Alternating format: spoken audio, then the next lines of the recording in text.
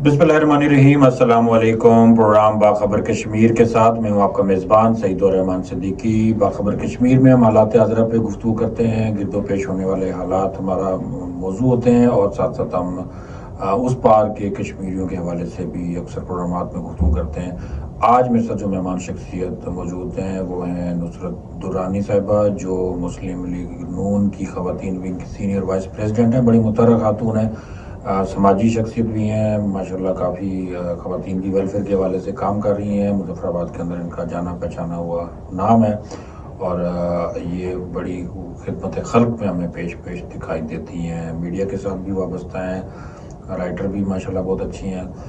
Madam बहुत शुक्रिया, आपने अपना कीमती वक्त दिया, आप हमारे प्रोग्राम में तशरीफ़ फरमा हुई। अच्छा, मुस्लिम लीग नून आज आप आई तो आज ही पता चला कि माशाल्लाह 4 ख़वातीन को टिकट जो है ना वो जो है जारी हुए।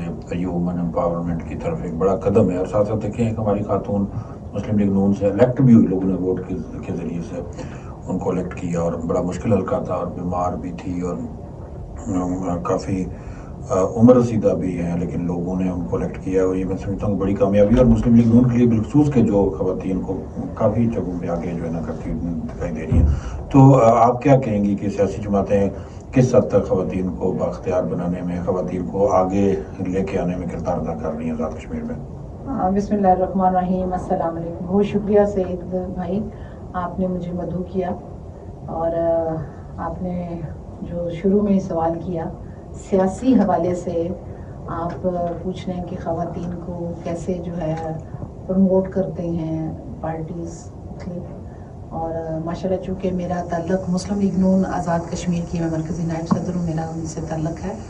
उस हवाले से मैंने देखा कि माशाल्लाह हमारी पार्टी का मंशूर देख लें बहुत स्ट्रॉन्ग, और ख़वातीन को हमेशा उन्होंने प्रमोट किया। और आज ये जो मैंने अभी जस्ट ये न्यूज़ देखी है तो इसमें 4 ख़वातीन को जो है ना स्पेशल सीट्स जो हैं उन पे टिकट जारी कर दिया गया है और ये बड़ा खुशाइंद है माशाल्लाह। और इसके अलावा ये जो आपने जो खातून हमारी इलेक्ट हुई हैं बेगम नूरीन आरफ साहिबा, उनका और एक उनका नाम है, वो नाम जो है वो हमेशा काम से बनता है और काम से ही इंसान की पहचान बनती है माशाल्लाह।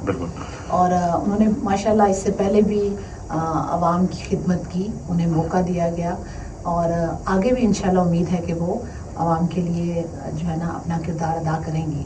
और जब आप किसी पार्टी के साथ मुंसलिक होते हैं, जब आपका एक मंशूर होता है, तो फिर जैसे आपने नूरीन आरफ साहिबा का मैं जिक्र कर रही हूँ कि बीमार भी थी लेकिन बहुत बाहिम्मत खातून है, एक आयरन लेडी हैं।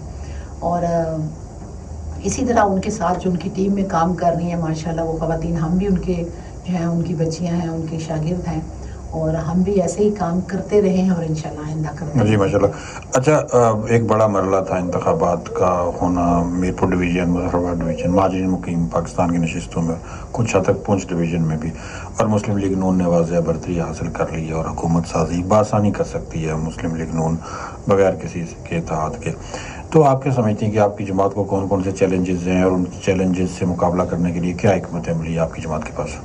चैलेंजेस तो मैं समझती हूँ कि आजकल ये जो वक्त इस वक्त जा रहा है इसको आप भी बेहतर समझते हैं, आवाम थोड़ी सी जो है वो परेशान है और बदहाली का शिकार जो है ना आजकल समझे हुई है। और ना सिर्फ पार्टी को चैलेंजेस हैं बल्कि तमाम लोगों को, चाहे वो कारोबारी हैं, चाहे वो गवर्नमेंट जॉब पे हैं, चाहे वो एजुकेशन सेक्टर है, हर लिहाज से जो है वो चैलेंज आ रहा है। सबसे पहला चैलेंज जो है वो रोज़गार के आवाम के हवाले से अगर आप बात करें तो, और ये देख लें जो हमारा इलेक्शन हुआ ये 2026 का, ये कितने मराहिल से गुजरा, उसकी वजह क्या थी? उसकी वजह यही थी, ये सबसे बड़ा चैलेंज था। तो अब ये है कि मुस्लिम लीग नून की अगर हम बात करें तो हमेशा से जब जब मुस्लिम लीग नून की हुकूमत बनी, चाहे वो पाकिस्तान में है, चाहे वो आज़ाद जम्मू और कश्मीर में है, उसमें हमेशा जो है तरक्की जो है आपने देखा वो तरक्की का एक दौरा होता है। और स्पेशली बिज़नेस जो है वो लोगों के अपग्रेड होते हैं, चाहे वो ख़वातीन के बिज़नेस हैं, चाहे वो मर्दों के हैं, यूथ के हैं, उसमें बहुत ज़्यादा वो होता है।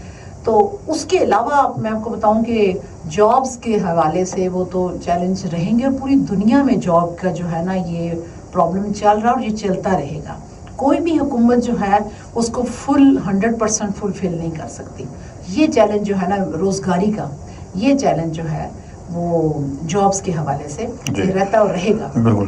اچھا آپ کیا سمجھتی ہیں آزاد کشمیر میں نسبتاً جو ہے نا ایک بہتر مواقع میں سر خواتین کے شرح خواندگی بھی مردوں کی نسبت اگر تقابل کیا جائے آزاد کشمیر کے اندر خواتین زیادہ ایجوکیٹڈ ہیں. پھر یہ کہ جیسا کہ ذکر ہم نے کیا کہ اسمبلی میں نمائندگی جماعتوں میں نمائندگی آپ کس حد تک مطمئن ہیں آزاد کشمیر میں خواتین کے بااختیار ہونے پہ؟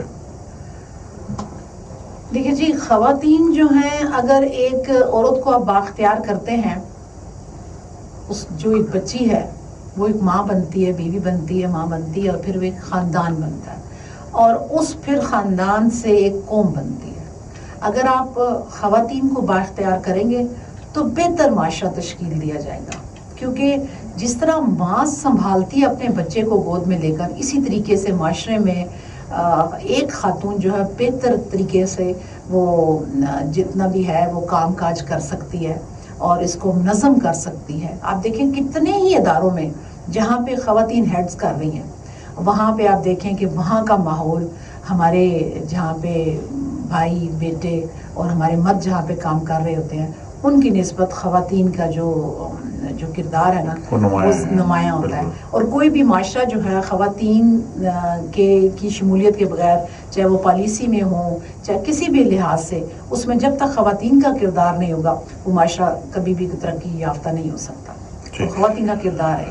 جی میرے ساتھ موجود ہیں اس وقت نصرت درانی صاحبہ جو مسلم لیگ نون کی مرکزی رہنما ہیں سینئر وائس پریزیڈنٹ ہیں مسلم لیگ وومن ونگ کی اور بڑی متحرک شخصیت ہیں. بڑی تفصیل کے ساتھ ان سے گفتگو ہوئی. پروگرام کا وقت مختصر ہوتا ہے بہت سی باتیں ان سے اور بھی کرنی تھی. انشاءاللہ اگلے کسی پروگرام میں ان کو پھر مدعو کریں گے اور مزید جو گفتگو ہے وہ ان سے ہم کریں گے. تو ہمارے پروگرام کا وقت ختم ہوا چاہتا ہے. اپنے میزبان سعید الرحمان صدیقی کو اجازت دیجیے. اللہ حافظ.